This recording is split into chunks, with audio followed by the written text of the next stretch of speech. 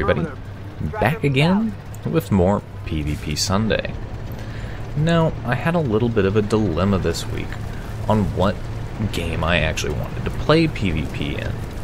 I kind of felt like going back and playing a little bit of World of Warships, but there were two big factors that really limited me on whether or not I was going to go do that.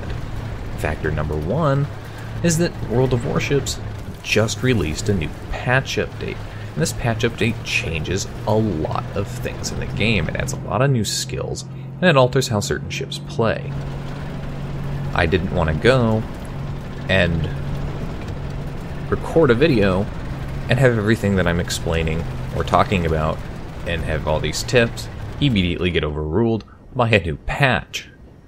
Simultaneously, I didn't want to have to go in and learn all these new patch features and record a video and try to fumble through it with these new things.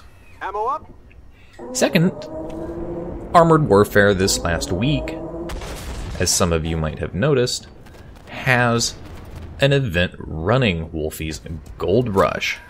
This grants you 400% of your normal reputation during the hours of 6 p.m. to 9 p.m. It also grants you a 100% credit bonus. So, yeah, I kind of wanted to play that, accumulate massive amounts of credit reserves and free XP, grind my way out of some of the tanks that I really don't like playing. Things like the M60A3. It's a decent tank, but I'm really looking forward to getting the XM1. And yeah. So, instead, I decided I was going to play a bit of PvP in Armored Warfare. I've got two of them for you. I've got one in my T-72A, and I've got one in my T-72 Ural. Recently, there's been some debate on the forums about basically one-sided wins. In both of these videos, you're going to see evidence of this kind of situation occurring where the match is set up that we have things seem pretty equal right up until about both teams have half of their players left, and then things go horribly, horribly wrong for one team, and the other 8 players just steamroll over everything. So the first matchup I've got here, I've got my T-72A. And this is the Operation Hydra map, but full size, fully expanded. And normally I'm going to talk about what I would be doing, but this time I kind of want to analyze the matchup. The situation is basically, we have split our forces into 2 flanks. Now myself and this T-72 ICE are sitting up on this roadway here. There's a hill up here that's got about 6 enemy vehicles, including several main battle tanks and obviously this little guy in an armored fighting vehicle. The problem with this situation is they hold the high ground, and myself and this T-72 ICE cannot move forward. At the same time, they can't move down, because that means exposing themselves to us. We already had a Leo 2 ICE tried to come bum rush us and quickly dealt with him. Our team is split into 2, and we have allies on the other flank that are dealing with the situation. But now looking at this mini-map, you'll notice that there's a huge gap dead center in this map. Ideally, in a good tactical position, the people who are behind us would use the fact that we're holding on both flanks and rush up the center. They could take those center shots and hit both flanks from behind or the sides. Instead, they stayed back there, and eventually the enemy team is going to realize that they're wide open in the center, and they're going to take advantage of it. Which is good for them. That's exactly what you should do. If you see an opening like that, you should take the opportunity. And it's about this point that I'm starting to realize we're in a really bad situation because we've just lost one of our flanks. Because the players that I've been defending against up here on the hill have realized that there's the gap back there. So they've had a few guys pull back, hit our team from the flanks, and now they're going to run around into the cap, and I'm having to pull back, and I'm taking shots from all sides. And, you know, I'm the last guy on the team, too, which I think the way I look at it is if I'm the last guy alive on the team, then, yeah, it was probably going to be a loss anyway. Identify target. But I didn't do too badly. I got a kill, I did a fair amount of damage, and I ended up being the #1 player on the team. So this is the second time I've actually gotten that medal. But, again, it could be a lot worse. So, the second matchup that we're going to look at, and see, here you can see the numbers, where even though it was a loss, I walked away with over 500,000 credits and 10,000, well, 11,000 XP.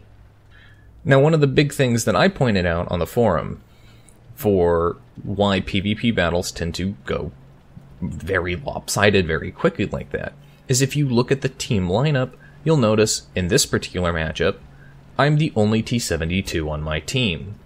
Got bottom tier, but I'm the only T-72 on my team.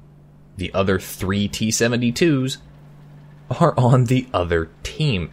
And Matchmaker seems to really do this a lot.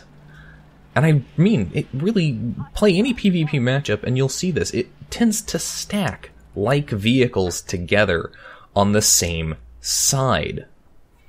So, you know, I think that's part of the problem. Oh, hold on.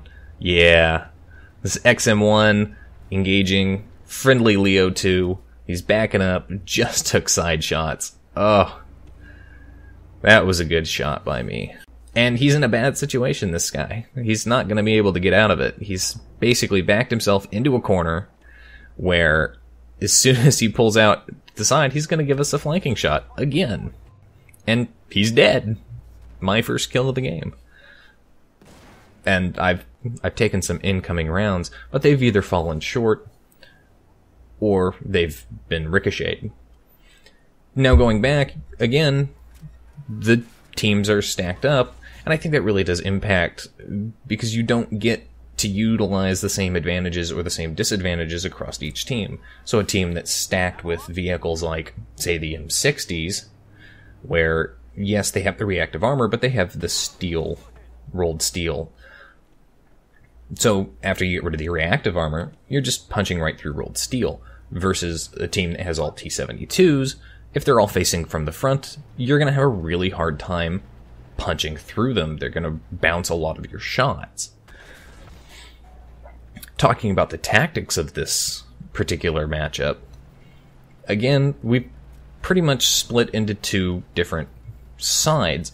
A group of us going south and a group of us going north. Now, the group going north was not nearly as large as the group that went south, and so they're going to get overwhelmed pretty quickly right about now. But we did have the foresight to have a couple of people kind of fall back, and they're going up the center. Again, the center is wide open.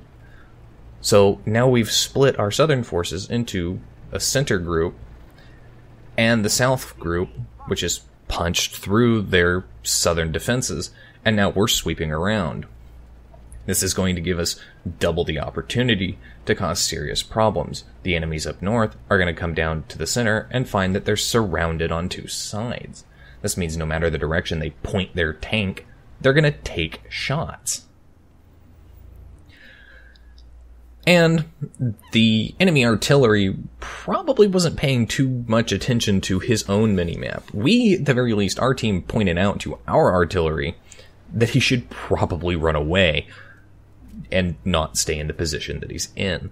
Mostly because there's an onslaught of enemy vehicles coming at him. Their artillery didn't get that any kind of assistance from his team, as far as I know.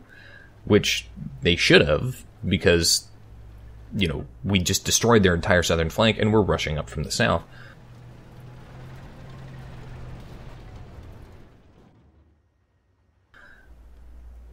There again, took another shot, put a shot out, and both of our shots missed. And I'm not sure who spotted who, or how I was spotted from that distance. But didn't take any damage.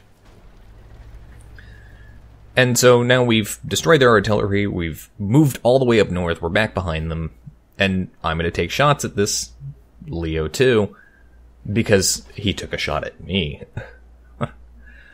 There's a hill back there that he could hide behind and avoid getting hit from the side. Why he doesn't hide back there, I just don't know. And I got an insanely low damage roll there, and I'm really disappointed that I didn't get the kill on that. But it's okay, I'm going to make up for it right here. Yes, a nice surprise penetration from the rear.